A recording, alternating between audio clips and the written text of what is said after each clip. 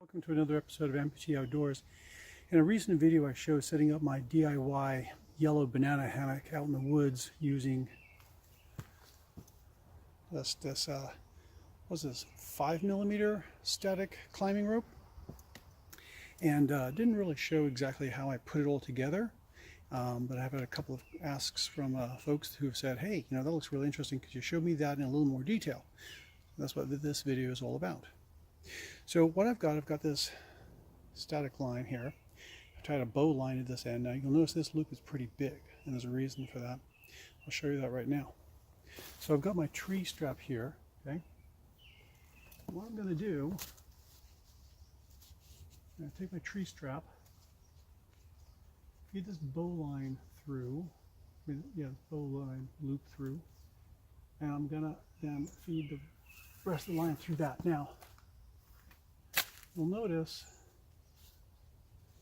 I've still got a bunch of this loop out here, okay? I do that because it just makes things easier if I want to make any adjustments because my trees are too close or things like that. I've then got this loop here that I can then actually use to thread the line through and create kind of a pulley system for myself. In this case, I'm not going to be doing that because the trees are so far apart. But let me show you how I tie it off to the hammock with an extremely easy knot. Okay, hold tight now. All right, so I'm at the other end. I'm got my static line here. I've got my loop that goes to my hammock. And all I'm going to do is make a loop like this, pull this through here, and that is that. Now what this does, it binds these two ropes that are pulling on each other, but in the way of coming loose. That knot will hold. Now, of course, if it's too loose, you just tie it further up the string. Too tight, tie it further down the string. No big deal. To undo it, it's very simple. That's it. You're done. Let me show you that again. So I'm here. Make a loop like that. Pull this through. Pull it tight. And you're done. I like this because I've got no hardware. It's very light.